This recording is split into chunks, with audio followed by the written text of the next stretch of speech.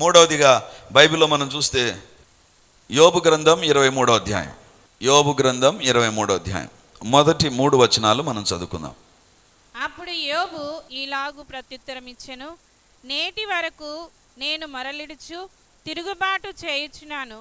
నా వ్యాధి నా మూలుగు కంటే భారముగానున్నది. ఆయన నివాస స్థానమునొద్ద నేను చేరునట్లుగా ఆయనను ఎక్కడ కనుగొందునో అది నాకు తెలియబడునుగాక. ఆయనను ఎక్కడ కనుగొందునో అది నాకు తెలియబడునుగాక. ఆయనను ఎక్కడ కనుగొందునో అది నాకు తెలియబడునుగాక. యోబు పలికే మాట, దేవుడు ఎక్కడున్నాడో నాకు అర్థం కావడంలా, నాకు తెలియాలది. అంటే మొదటి అధ్యాయంలో ఎప్పుడైతే తన కుటుంబంలో ఉన్నవన్నిటిపైన సాతాను దాడి చేశాడో అప్పటి నుంచి దేవుడు మాట్లాడతాడు, దేవుడు మాట్లాడతాడు, దేవుడు మాట్లాడతాడని ఎదురు చూస్తున్నారు. ఆహా, దేవుడు మాట్లాడడంలా, భార్య మాట్లాడుతుంది, స్నేహితులు మాట్లాడుతుంటున్నారు, అంతే.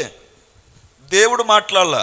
దేవుని బిడ్డలారా, ఆయా సందర్భాలలో మన జీవితంలో ఏ రకంగా మన పరిస్థితులు ఉంటాయి తెలుసా? మన స్వభాభిప్రాయం ఎప్పుడు మారుతుంది తెలుసా? మనం ఎంత ప్రార్థన చేసినా కొన్ని సందర్భాల్లో జవాబు రాదు. ఎంతగా దేవుని దగ్గర అడిగినా దేవుడు మౌనంగా ఉన్నట్టుగా, దేవుడు ఆఫ్ అయిపోయాడా, దేవుడు ఏమైనా నిద్రపోతున్నాడా, దేవుడు మిస్ అయిపోయాడా, దేవుడిని ఎవరైనా కిడ్నాప్ చేశారా, దేవుడు ఎక్కడా? యోబు పలుకుతున్నటువంటి మాట. యోబు జీవితంలో అభిప్రాయాలు ఎందుకు మారడానికి రెడీ అయిపోయాయి తెలుసా? ఎందుకంటే దేవుడు సైలెంట్గా ఉన్నాడు.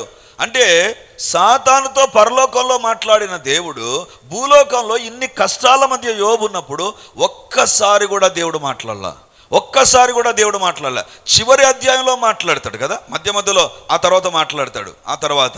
కానీ మెజారిటీ మనుషులే మాట్లాడుతూ వస్తారు.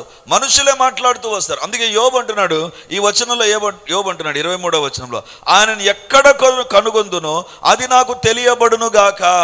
నా జీవితాల్లో మనుషుల మాటలు వింటూ ఉండగా దేవుడు ఎందుకు మాట్లాడకుండా ఉన్నాడు? దేవుడు మాట్లాడే దేవుడు ఎందుకు మాట్లాడకుండా ఉన్నాడు? దేవుని బిడ్డలారా, when you are praying, when God is not answering your prayer, నీ యొక్క థాట్స్ మారిపోతాయి. ఇంక ఇది కాదేమో వేరొకటి చేద్దాం, ఇది కాదేమో ఇంకో పాపం చేద్దాం, ఇది కాదేమో ఇంకొకటి చేద్దాం. దేవుని బిడ్డలారా, యోబు జీవితంలో భయంకరమైన అనుభవం. స్వభాభిప్రాయం ఎప్పుడు మారడం ప్రారంభిస్తుందో తెలుసా? When God is silent. దేవుడు సైలెంట్గా ఉంటే అది భయంకరమైన అనుభూతి. ఆ సమయంలో మనుషులు మాటలు, మనకు పుట్టేటువంటి తలంపులు, అబ్బో, మన అభిప్రాయాలను చాలా మారుస్తూ ఉంటుంది. యోబు కూడా అదే ప్రాబ్లం ఫేస్ చేస్తున్నాడు. ఆయన ఎక్కడ కనుగొందునో అది నాకు తెలియబడునుగాక. I could not find God. నా జీవితంలో దేవుని నేను కనుగొనలేకపోతున్నాను. ఆయన నాతో మాట్లాడకుండా ఉంటున్నాడు. దేవుని బిడ్డలారా, ఈరోజు సమాధానం లేకపోయినా యోబు అంటున్నాడు, నా అభిప్రాయం దేవుని గురించి మార్చుకొని నేను, దేవుడు నాకు జవాబు ఇవ్వకపోయినా, దేవుడు నా ప్రార్థనలకు ఆయన పెడచెవి పెట్టాడు అనే తలంపులు నాకు కలిగిన దేవుని బిడ్డగా నా అభిప్రాయాన్ని నేను మార్చుకోను. నా స్వభాభిప్రాయము కంటే నా దేవుని మాటకు ఎక్కువ విలువనిస్తాను. మన జీవితాల్లో కొన్ని సమయాలు ఉంటాయి, ప్రార్థన చేస్తున్నా సమాధానం రాదు, ఏడుస్తున్నా దేవుని దగ్గర నుంచి స్పందన రాదు, ఉపవాసం చేస్తున్నా పరిస్థితులు మారవు. ఇలాంటి స్థితిగతుల్లో మన ప్రార్థనలో ఎంత వెతుకుతున్నా జవాబు రాకుండా పోయినప్పుడు మన అభిప్రాయాలు దేవుని గురించి మారడం ప్రారంభిస్తాయి. దేవుని గురించి మారుతూ ఉంటాయి. రెండవదిగా దైవ సేవకుని విషయంలో కూడా మారడం ప్రారంభిస్తుంది. ఇక్కడికి వచ్చి ప్రార్థన చేస్తుంటే ఈ దైవ సేవకుని దగ్గర ప్రార్థనకు వస్తున్న ఏం మార్పు చెందలే కాబట్టి వేరే సేవకుని దగ్గరికి వెళ్దాం, వేరే చర్చికి వెళ్దాం, వేరే స్థలానికి వెళ్దాం, వేరే చోటికి వెళ్దాం. అంటే when prayers were not answered, దేవుని దగ్గర నుంచి జవాబులు ప్రతి సందర్భంలో రావు. కొన్ని సందర్భాల్లో గాడ్ విల్ బి సైలెంట్. దేవుడు కామ్గా ఉన్నప్పుడు మన అభిప్రాయాలు మారడం ప్రారంభిస్తాయి. ఈరోజు మన అభిప్రాయాలు ఏమైనా మారుతున్నాయా? దేవుని బిడ్డలారా, ఇప్పుడు మిమ్మల్ని అందరినీ బయటికి పంపించి సూర్యుడు ఉన్నాడో లేదో చూడండి అంటే పోయి కనుక్కొని వస్తారా సూర్యుడు ఎక్కడున్నాడు? అంత మాత్రం సూర్యుడు లేడా? ఉన్నాడు. ఇప్పుడు రాత్రి అయినంత మాత్రాన సూర్యుడు లేడని కాదు. That is not the time of the sun. అది సూర్యుని యొక్క సమయం కాదు, ఇది చంద్రుని యొక్క సమయం. ఒక సమయం వస్తుంది, then the sun time will start. సూర్యుని యొక్క సమయం ప్రారంభమవుతుంది. మన జీవితాల్లో మన అభిప్రాయాలు ఎందుకు మారుతాయి తెలుసా? మనం అనుకుంటాం ఇప్పుడు ఇక్కడ దేవుడు మాట్లాడాలి. వెన్ గాడ్ ఈజ్ సైలెంట్ మన అభిప్రాయాలు మారిపోతాయి, మన తలంపులు మారిపోతాయి, మన ఆలోచనలు మారిపోతాయి. మన ప్రార్థనకు దేవుడు జవాబు ఇవ్వలేదా? వాళ్ళ తప్పు, వీళ్ళ తప్పు, వాళ్ళు ఏం చేశారు, వీళ్ళు ఏం చేశారో, will always be changing our thoughts. ఈరోజు దేవుడు మనతో మాట్లాడుతుంటున్నాడు. ఏ సమయంలో సూర్యుడు రావాలనో ఆ సమయంలో సూర్యుడు వస్తాడు, ఏ సమయంలో చంద్రుడు రావాలనో ఆ సమయంలోనే చంద్రుడు వస్తాడు. బట్ చంద్రుని సమయంలో సూర్యుడు రాడు. You must know that. నీ అభిప్రాయాలు దేవుని పైన రుద్దకు. నీ ఆత్మీయ జీవితంలో నీ అభిప్రాయాలను ప్రక్కన పెట్టు. అభిప్రాయాలు ప్రక్కన పెట్టు. దేవుడు సైలెంట్ కాలేదు. హబక్కూకు గ్రంథంలోకి వద్దాం. హబక్కూకు గ్రంథం 3వ అధ్యాయం 17-18 వచనాలు. హబక్కూకు గ్రంథం, book of Habakkuk, chapter 3 verse 17 and 18. అంజూరపు చెట్లు పూయకుండినను, ద్రాక్ష చెట్లు ఫలింపకపోయినను, ఒలీవ చెట్లు కాపులేక ఉండినను, చేనిలోని పైరు పంటకు రాకపోయినను, గొర్రెలు దొడ్డిలో లేకపోయినను, శాలలో పశువులు లేకపోయినను, నేను యెహోవా యందు ఆనందించెదను. నేను యెహోవా యందు ఆనందించెదను. ఇక్కడ ఏమంటున్నాడు హబక్కూకు? అంజూరపు చెట్లు పూయకుండినను, ద్రాక్ష చెట్లు అంజూరపు చెట్లు ఉన్నాయి. అంజూరపు చెట్టుకు ఎరువు వేశాడు. అంజూరపు చెట్టు విషయంలో బాగు వహించాడు, బాధ్యత వహించాడు. ఆయన అంజూరపు చెట్లు అవి ఫలం ఇవ్వకుండా ఉన్నాయి. ద్రాక్ష చెట్లు ఫలం రాకున్నాయి. పశువులు జీవితంలో ఉన్నప్పటికీ కూడా ఆశీర్వాదాలు లేవు. అంటే అన్నీ ఉన్నాయి, లేవు, ఉన్నాయి, లేవు, ఉన్నాయి, లేవు. దేవుడు ఉన్నట్టుగానే ఉన్నాడు, కానీ ఏమి కూడా అంజూరపు పండ్ల దగ్గర, ద్రాక్ష పండ్ల దగ్గర ఎక్కడ కూడా దేవుడు కనపడినట్టుగా మనకు కనపడదు. దేవుని బిడ్డలారా, ఈరోజు దేవుడు మనతో మాట్లాడుతున్నా. దేవుడు మౌనముగా ఉన్నప్పటికీ కూడా ఆయన లేడు అని కాదు. దేవుడు మౌనంగా ఉండడం అనేటువంటిది ఆయన డిలీట్ చేయడం కాదు, ఆయన లేడని కాదు. His time will come. అందుకే యోబు అంటున్నాడు, నా జీవితంలో ఒక వెతుకులాట ఉంది, నా పిల్లల కోసం, నా ఆస్తి కోసం కాదు. అసలు నా దేవుడు ఎక్కడున్నాడు? దేవుడు ఎక్కడున్నాడు? దేవుని విషయంలో తన అభిప్రాయం మారుతూ ఉంది. దేవుడు ఎక్కడ ఉన్నా నేను వెతుకుతాను, దేవుని వెతుకుతాను, వదిలిపెట్టాను నేను దేవుని. ఈరోజు దేవుడు మనతో మాట్లాడుతున్నాడు. నిజమైన దేవుని పిల్లలు ఎవరు తెలుసా? నిజమైన దేవుని పిల్లలు ఎవరు తెలుసా? సమాధానం రాకపోయినా దేవుని పైనే ఆధారపడి ఉంటారు. హల్లెలూయా. దేవా నీవే ఉన్నావు ప్రభా, ఇప్పుడు సమాధానం రాలేదా? అలాగైతే ఒకరోజు చూస్తాను ప్రభా. దేవుని బిడ్డలారా, నేను ఎప్పుడు చెప్తూ ఉంటాను, ఒక విత్తనాన్ని తీసుకొని విత్తిన తర్వాత లోపల ఏం జరుగుతుందో నీకు తెలియదు, లోపల ఏముందో నీకు తెలియదు, లోపల ఏం జరుగుతుందో నీకు తెలియదు. బట్ విత్తనం లోపల ఉంటుందండి, విత్తనం లోపల ఉంటుంది. అది కుళ్ళిపోయిందా, చచ్చిపోయిందా, పైకి వస్తుందా, రాదా, నోబడీ నోస్. ఆ టైంలో ఒకవేళ నువ్వు తొందరపడి లోపల ఏమైందని తీసావా, అయిపోతుంది. ఒక సమయం ఉంటుంది, అది లోపల ఉండడమే మేలు. లోపల దానికి జీవం, లోపల దానికి శక్తి, లోపల దానికి వేర్లు, లోపల నుంచే దానికి ఆహారం, లోపల నుంచే అది ఎదుగుదల, అన్ని లోపలనే జరుగుతాయి. కానీ అది బయటికి వచ్చేంత వరకు నీకు తెలియదు. ఆయా సందర్భాల్లో God will be silent and he will be doing his work. దేవుడు నిశ్శబ్దంగా ఉంటాడు, స్పందించనట్టుగా ఉంటాడు. దేవుడు మౌనవ్రతంలో ఉన్నాడా? దేవుడు ఎక్కడికి వెళ్ళిపోయాడు? మన దేవుడు కూడా హిమాలయ పర్వతాలకు అట్లా ఏమైనా వెళ్ళిపోయాడా? టూర్కి ఏమైనా వెళ్ళిపోయాడా? ఎండాకాలం అని ఎక్కడికైనా వెళ్ళిపోయాడా? అలా అనిపిస్తుంది మనకు. దేవుని బిడ్డలారా, అయినా యోబు దేవుని వదిలిపెట్టలా.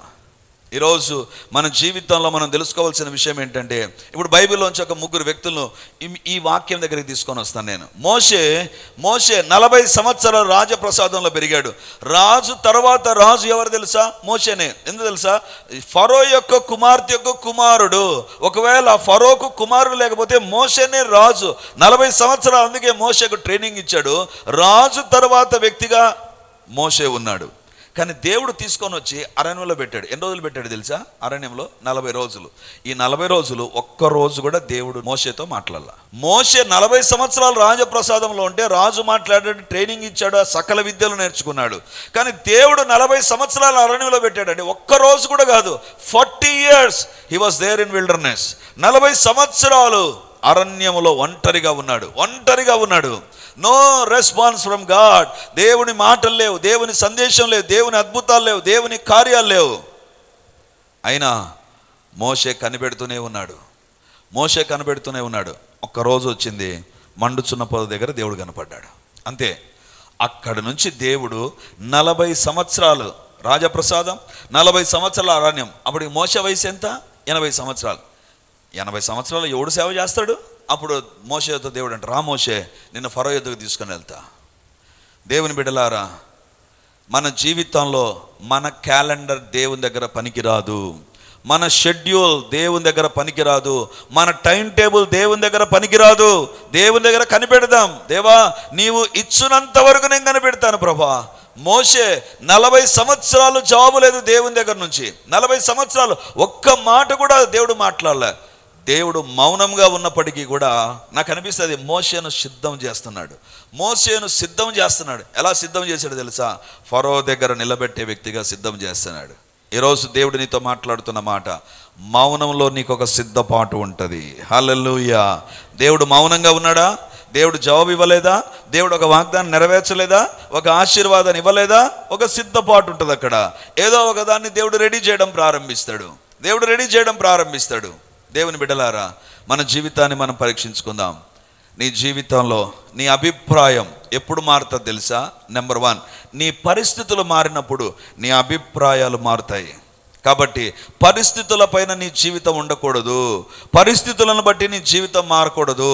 పరిస్థితులన్నీ కూడా దేవుని నుంచి దూరం చేసే పరిస్థితులుగా మారుతూ ఉన్నప్పటికీ కూడా యోబులాగా మన జీవితం ఉండాలి. యుక్తమైన మాట ఏంటి తెలుసా? నా స్వభిప్రాయము కంటే, నా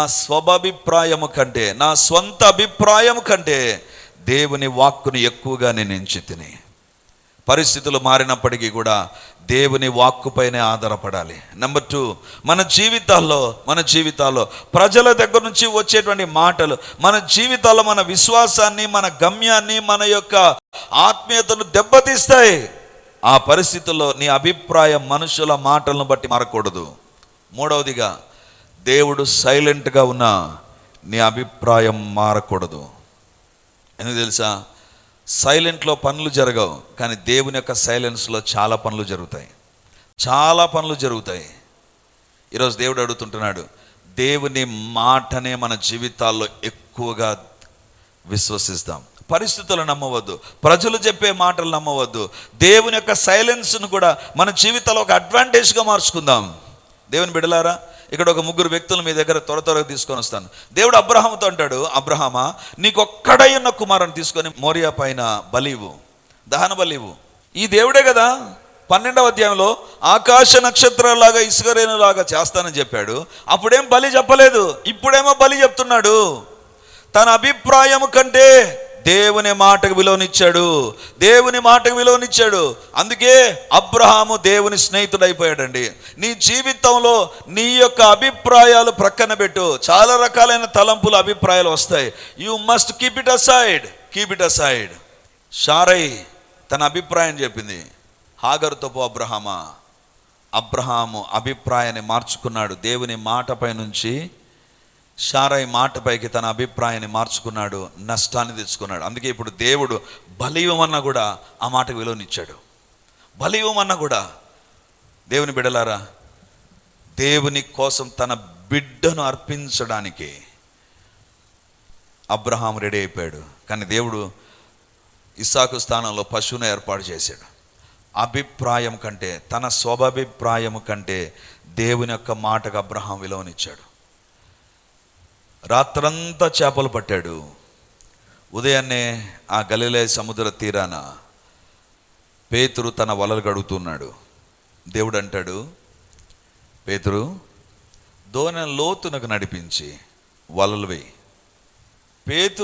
పేతురు స్థానంలో నేను ఉంటే ఖచ్చితంగా చెప్పింది, యేసు ప్రభువా, నువ్వు కార్పెంటర్వి, నీకు చేపలు పట్టడం రాదు, నాకు తెలుసు చేపలు ఎలా పట్టాలనో. ఉదయం పూట చేపలు పట్టరు, ఉదయాన్నే చేపలు అమ్ముతారు. అందుకే ఉదయాన్నే మన ఇంటి దగ్గరికి వస్తారు, రాత్రి పడతారు, ఉదయాన్నే అమ్ముతారు. ఇప్పుడు తెల్లవారింది, తెల్లవారుతుండగానే ఆ యొక్క వలలు గడుగుతుంటే ఇప్పుడు ఏమంటున్నాను, యేసు ప్రభు ప్రసంగం అయిపోయిన తర్వాత అంటున్నాడు. ప్రసంగం ఎన్ని గంటలు ప్రసంగం చేశాడో నాకు అనిపిస్తుంది, కనీసం 3 గంటలైనా ప్రసంగం చేసింటాడు. దేవుడు గొప్పగా ప్రసంగం చేస్తాడు. దేవుడు అలాంటి కృప మన పరిచర్లో దయచేయునుగాక. దేనికి దేనికి ఆమెనన్నారు మీరు? 1 గంట ప్రసంగం కాదు, 3 గంటలు. యేసు ప్రభు 3 రోజులు చెప్పాడు, 3 గంటలు కాదు, 3 రోజులు చెప్పాడు. నాన్ స్టాప్గా వాక్యం చెప్పాడు 3 రోజులు. యేసు ప్రభు వాక్యం చెప్పిన తర్వాత పేతురుతో అంటాడు, పేతురు ఇప్పుడు దోణ లోతును తీసుకొని వెళ్ళి చేపలు పట్టడానికి వలలు వేయి అన్నాడు. ఏ తెలివి ఉన్నటువంటి వ్యక్తి కూడా ఉదయం పూట వల వేయడు. ఎందుకు? సూర్యరశ్మికి అంటే అవి భయపడి చేపలన్నీ లోపల ఉంటాయి.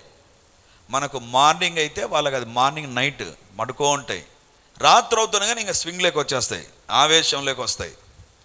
అందుకే చేపలు అప్పుడు దొరుకుతాయి. దేవుని బిడ్డలారా, ఇప్పుడు ఎన్నో వేల సంవత్సరాల నుంచి రాత్రిపూట చేపలు దొరుకుతాయనే అభిప్రాయాన్ని ఫాలో కావాలనా, ఇప్పుడు యేసు ప్రభు చెప్పిన మాట ఫాలో కావాలనా? పేతురు దగ్గర అదే వచ్చింది. ఇప్పుడు దేవుని మాట వినాలనా, లేకపోతే ప్రతి రాత్రి నేను పట్టేటువంటి విధానాన్ని మార్చుకోవాలనా? పేతురు అనుకున్నాడు, నా అభిప్రాయాన్ని మార్చుకుంటా. అందరి అభిప్రాయాలకు వ్యతిరేకంగా నువ్వు మాట్లాడుతున్నావా ప్రభువా? అలాగైతే నీ అభిప్రాయంతోనే ఏకీభవిస్తా. అయినను నీ మాట చొప్పున వలలు వేస్తా. నా అభిప్రాయాన్ని ప్రక్కన పెట్టి దేవా నీ యొక్క మాటకు విలువనిస్తా. ఈరోజు దేవుడు నీతో మాట్లాడుతున్న మాట, డిసెంబర్ 31వ తారీఖున దేవుడు వాగ్దానాల సందేశాన్ని ఇచ్చాడు. ప్రతి నెల ఒక వాగ్దానం ఇచ్చాడు. ఎందుకు? ఎవరైతే నీ అభిప్రాయం కంటే ఈ వాక్యాన్ని పట్టుకొని ప్రార్థన చేస్తారో they will be blessed abundantly. Hallelujah, hallelujah. దేవుని బిడ్డలారా, నీ మాట చొప్పున చేస్తాను ప్రభువా, నీ మాట చొప్పున చేస్తాను. చివరిదిగా మరియ దగ్గరికి దేవుని దూత వచ్చి అంటాడు, దయాప్రాప్తురాలా నీకు శుభం, నీ గర్భంలో కుమారుడు వస్తాడు. మానవ చరిత్ర ప్రారంభమైన దగ్గర నుంచి స్త్రీ పురుషుల కలయిక ద్వారానే సంతానం. ఇప్పుడు దేవుని దూత అంటున్నాడు, పురుషుని ఎరగకున్నప్పటికీ పర్వాలేదు, పరిశుద్ధాత్మ నీ మీదికి వచ్చినప్పుడు, నీ మీదికి దేవుని శక్తి వచ్చినప్పుడు నీ గర్భంలో ఒక కార్యం జరుగుతుంది, నీ గర్భంలో ఒక కార్యం జరుగుతుంది. వాక్యాన్ని వింటున్నటువంటి దేవుని బిడ్డ మరి అంటుంది, ఇట్ ఈస్ అగెయిన్స్ట్ సైన్స్. అది సైన్స్కు వ్యతిరేకం, అది వేల సంవత్సరాల మానవ చరిత్రకు వ్యతిరేక, అది మానవ శరీర వ్యవస్థకు వ్యతిరేకం. అయినా ప్రభుదాసురాలను నీ మాట చొప్పున నా కలుగునుగాక. హల్లెలూయా. తన అభిప్రాయాన్ని ప్రక్కన పెట్టింది, సైన్సక అభిప్రాయాన్ని ప్రక్కన పెట్టింది, దేవుని మాటకు విలువనిచ్చింది. ఈరోజు ఈ వాక్యాన్ని వింటున్న నీతో దేవుడు మాట్లాడుతున్నాడు. ప్రభుత్వ చట్టాలు ఒక రకంగా ఉంటాయి, మనుషుల యొక్క మాటలు ఒక రకంగా ఉంటాయి, సైన్స్ ఒక రకంగా చెప్తూ ఉంటుంది, లేకపోతే ఆయా వ్యక్తులు ఒక రకంగా మాట్లాడతారు. ఇఫ్ యు బిలీవ్ దట్, అదే నీ జీవితంలో జరుగుతుంది. నీ అభిప్రాయం దాన్ని తెగిపించకుండా ప్రభువా నీ మాట చొప్పున నాకు జరుగునుగా కన్నావా, ఆ మాటనే నీ అభిప్రాయం అయిపోయిందా? దేవుని యొక్క వాక్యమే నీ అభిప్రాయం అయిపోతే గుర్తుంచుకో, యుక్తమైన మాటను మాట్లాడుతున్నావు, యుక్తమైన మాట మాట్లాడుతున్నావు. యోబు అంటున్నాడు, నా స్వాభిప్రాయము కంటే నా సొంతగా అభిప్రాయాలు చాలా వస్తున్నాయి ప్రభువా, వీటన్నిటిని ప్రక్కన పెడతాను, నీ మాటే నాకు ఎక్కువ ప్రభువా. ఈరోజు ప్రభు మనతో మాట్లాడుతున్నాడు. నీ జీవితాల్లో నీ అభిప్రాయాలు ఎందుకు మారతాయి? నీ ఇంట్లో, నీ ఆఫీసులో, నీ దగ్గర ఉన్న పరిస్థితులు మారినప్పుడు నీ అభిప్రాయాలు వాక్యాన్ని కొరకు, వాగ్దానం కొరకు, ప్రార్థన కొరకు మారిపోతున్నాయేమో. మనుషులు పలికే మాటలు నీ అభిప్రాయాలను మారుస్తున్నాయేమో. దేవుని యొక్క జాబు రానందుకు అభిప్రాయాలు మారిపోతున్నాయా? లుక్ ఎట్ అబ్రహామును చూడు. అబ్రహాము జీవితంలో తన కుమారుని ద్వారానే సంతాన దీవెనిచ్చాడు. అభిప్రాయము కంటే దేవుని మాటకి విలువనిచ్చాడు.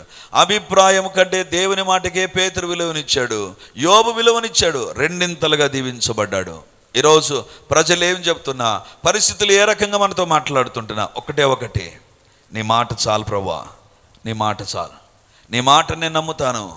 అందుకే దేవుడు అంటాడు, ఒక్కసారి ఆకాశం చూడు, ఆకాశం ఎప్పుడైనా మిస్ అయిపోయిందా? భూమి ఎప్పుడైనా మిస్ అయిపోయిందా? ఈ రెండు మిస్ అయినా అవుతాయేమో కానీ నా వాక్యంలోని తలకట్టు దీర్ఘము ఏది పోదు. ఎందుకు తెలుసా? అంత పవర్ఫుల్. ఆకాశము కంటే శక్తి కలిగినది. ఆకాశమైనా పోతుందేమో కానీ దేవుని మాటలోని తలకట్టు కూడా పోదు. పొల్లైనా సున్నైనా తప్పిపోదు. ఈ రోజు నుంచి దేవుడు నీకు ఇచ్చిన వాక్యాన్ని పట్టుకొని ముందుకు సాగడం ప్రారంభించు. నీ ఎదుట యోర్ధాను నిలిచిపోవునుగాక, నీ ఎదుట ఎర్ర సముద్రం చీలిపోవునుగాక, నీ ఎదుట సైన్స్కు వ్యతిరేకంగా అద్భుతమైన కార్యాలు జరుగునుగాక. మానవ చరిత్రలో జరగనటువంటి కార్యాలన్నీ కూడా మన కొరకు మన ద్వారా జరుగుతూనే ఉండునుగాక. ఆమేన్. యోబు పలికినటువంటి మాట, నా స్వాభిప్రాయము కంటే, నా సొంత అభిప్రాయము కంటే నీ మాటే నాకు ఎక్కువ ప్రభువా.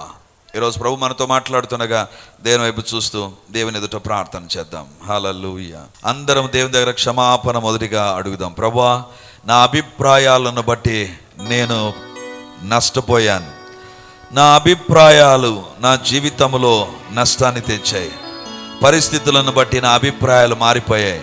ప్రజల మాటలను బట్టి నా అభిప్రాయాలు మారిపోయాయి. మీ దగ్గర నుంచి జవాబు రానందుకు నా అభిప్రాయాలు మారాయి. ప్రభువా, దేవా, నన్ను క్షమించు. ఈరోజు నీ మాట నమ్ముతా, నీ వాక్యాన్ని నమ్ముతా, నీ వాగ్దానం నమ్ముతా. I believe in your power lord. దేవా, మీ కార్యాలు జరిగించు. ప్రతి ఒక్కరం ప్రార్థన చేద్దాం. స్తోత్రము తండ్రి. హల్లెలూయా, హల్లెలూయా. ఈ యుక్తమైన మాటలు ఈ రాత్రి మన దేవుడు మన నోటి నుండి వినుగాక. దేవుని బిడ్డలంగా మనం దేవుని దగ్గర క్షమాపణ ప్రార్థన చేద్దాం. నా అభిప్రాయాలు మార్చుకున్నాను నాయనా. నా జీవితంలో ఉన్న పరిస్థితులను బట్టి, వ్యక్తులు పలికిన మాటలను బట్టి నా అభిప్రాయాన్ని నేను మార్చుకున్నాను. ప్రభువా, దేవా, నన్ను క్షమించు, నన్ను క్షమించు. నీ మాట నాకు చాలు ప్రభువా. నీ మాట నమ్ముతాను నాయన. ప్రతి ఒక్కరం కళ్ళు మూసుకొని దేవునితో మాట్లాడదాం. దేవా, నా అభిప్రాయాలు నేను మార్చుకున్నాను నాయన, నన్ను క్షమించు. నా అభిప్రాయాలు నీ మాట కంటే ఎక్కువైపోయాయి ప్రభువా. వాగ్దానాల కంటే ఎక్కువైపోయాయి నాయన. మన్నించు, మన్నించు ప్రభువా. దేవానికి నా జీవితాన్ని సమర్పిస్తున్నాను. నా యొక్క జీవితంలో నీ మాటకు విలువనిస్తాను ప్రభువా. తన యుక్తమైన మాటలే నేను మాట్లాడతాను ప్రభువా. నైనా నన్ను దర్శించు. గొప్ప దేవా, మీకే వందనాలు, మీకే స్తుతులు, స్తోత్రాలు, మహిమ, ఘనత, ప్రభావాలు చెల్లిస్తున్నాం నాయనా. యేసయ్యా, మీకే వందనాలు. ఈ రాత్రి మీరే మీ వాక్యం ద్వారా మాతో మాట్లాడినందుకు వందనాలు నైనా. మా జీవితంలో మా అభిప్రాయాలకే ప్రాధాన్యతనిచ్చాం. ఇతరుల అభిప్రాయాలకే ప్రాధాన్యతనిచ్చా. మాకే తలంపులు వస్తాయో అదే కరెక్ట్ అనుకొని మేము ముందుకెళ్ళిపోయాం ప్రభువా. దేవా, అక్కడే మేము నష్టపోయా. ప్రజల మాటలు విలువనిచ్చావు. నీ మాట కంటే, నీ వాగ్దానం కంటే, నీ శక్తి కంటే మనుషులు మా జీవితాల్లో ప్రాధాన్యతగా మారిపోయారు ప్రభువా. మన్నించండి, మన్నించండి. మా స్వాభిప్రాయము మా జీవితాలను తన్ని నడిపించే స్థాయికి వెళ్ళిపోయింది ప్రభువా. ఇతరులకు అభిప్రాయాలు మమ్మల్ని ముందు తీసుకునే పరిస్థితులకి వచ్చేసాం ప్రభువా. యేసయ్యా, నీ శిలువ రక్తం మమ్మల్ని కడుగునుగాక. యేసయ్యా, మా స్వాభిప్రాయాల విషయాలు మమ్మల్ని క్షమించండి ప్రభువా, క్షమించండి ప్రభువా. ఇది మొదలుకొని అన్నిటికంటే ముఖ్యముగా నీ మాటకు మేము విలువనిచ్చుదుముగాక. పేతురు దీవెనల వెనుక మీ మాటే ప్రాధాన్యమైపోయింది ప్రభువా. మరి యొక్క జీవితంలో సంచలనాత్మకమైన అద్భుతానికి కారణం నీ మాటే కదా ప్రభువా. తండ్రి, అబ్రహాము నీ స్నేహితుడు అవ్వడానికి, నీ మాటకు విలువనివ్వడానికే కదా ప్రభువా. నైనా మా జీవితాల్లో మేము యోబులాగా, అబ్రహాములాగా, పేతురులాగా, మరియలాగా నీ మాటకే విలువనిచ్చుదుముగాక. నీ మాటకే విలువనిచ్చుదుముగాక. నీ మాటలను బట్టి మేము ముందుకు సాగుదుముగాక. నీ మాటలు మా జీవితాల్లో నెరవేర్చబడునుగాక. మా జీవితాల్లో నెరవేర్చబడునుగాక. మా జీవితాల్లో నెరవేర్చబడునుగాక. మా కుటుంబాల్లో నెరవేర్చబడునుగాక. మా శరీరాల్లో నెరవేర్చబడునుగాక. నిన్ను స్వస్థపరిచి యెహోవా నేనే అన్నావు ప్రభువా. మా శరీరములో నీ మాట నెరవేరునుగాక. యేసు నామమందు నెరవేరునుగాక. నెరవేరునుగాక, నెరవేరునుగాక, నెరవేరునుగాక, నెరవేరునుగాక. మా కుటుంబాల్లో, ఉద్యోగ వ్యాపారాల్లో, చదువుల్లో, పిల్లల విషయంలో నీ మాటే నెరవేరునుగాక, నీ మాటే నెరవేరునుగాక. నీ మాటలు వాగ్దానాలు కాబట్టి నెరవేరునుగాక, సజీవమైన సత్యమైన మాటలు కాబట్టి నెరవేరునుగాక. మీరు వాక్యంలో సెలవిచ్చారు, భూమి మీద దేన్ని బంధిస్తే పరలోకమందు దాన్ని బంధిస్తానన్నా. యేసు నామమందు మాకు వ్యతిరేకంగా, మా కుటుంబాలకు వ్యతిరేకంగా, పరిచర్యకు వ్యతిరేకంగా పనిచేస్తున్న అంధకార శక్తులను యేసు నామమందు ఇప్పుడే బంధిస్తూ ఉంటున్నాను. ఇప్పుడే అవి బంధించబడును గాక. Let them be bound right now in the name of Jesus.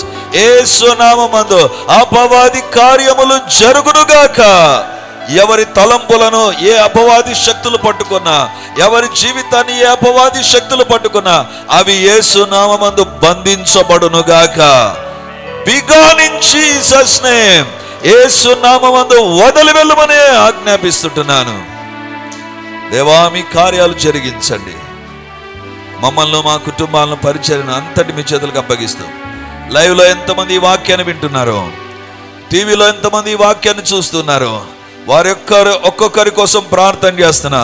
మీ యొక్క గాయపరచబడిన హస్తం, మేకులు చీల్చబడిన హస్తం, మోషే కుడి చేతి వైపున వెళ్ళిన మీ మహిమ కలిగిన బాహువు వారిపైకి కూడా దిగివచ్చునుగాక, దిగివచ్చునుగాక. దైవిక కార్యములు జరుగునుగాక. మీకే వందనాలు, స్తుతులు, స్తోత్రాలు చెల్లిస్తూ మమ్మల్ని మేము తగ్గించుకుంటూ మా స్వంత అభిప్రాయాల కంటే నీ మాటకు విలువనిచ్చే వారంగా ఎల్లప్పుడూ ఉంచి మహిమను పొందుమని మమ్మల్ని మేము తగ్గించుకుంటూ యేసయ్య పరిశుద్ధ నామమందు ప్రార్థించి అడిగి పొంది ఉన్నాము తండ్రి. ఆమేన్, ఆమేన్, ఆమేన్. వాక్యాన్ని వింటున్నటువంటి దేవుని బిడ్డలారా, ప్రార్థన టీవీలో వాక్యాన్ని వింటున్న దేవుని బిడ్డలారా, ఈ యొక్క లైవ్ కార్యక్రమాలు చూస్తున్న దేవుని బిడ్డలారా, మీకందరికీ ఒక ప్రత్యేకమైన ప్రకటన ఇప్పుడు నేను తెలియజేస్తున్నాను. ఈ ఆదివారం నుంచి ప్రతి ఆదివారం రిడీమర్లో 3 ఆరాధనలు జరుగుతాయి. మొదటి ఆరాధన 8 గంటలకు, రెండవ ఆరాధన 10:30కు, మూడవ ఆరాధన సాయంత్రం 7 గంటలకు. సో ఈ 3 ఆరాధనలో ఇక ప్రతి ఆదివారం ఒక్కొక్క సర్వీసులో ఒక్కొక్క దేవుని నామాన్ని మనం ధ్యానం చేయబోతున్నాం.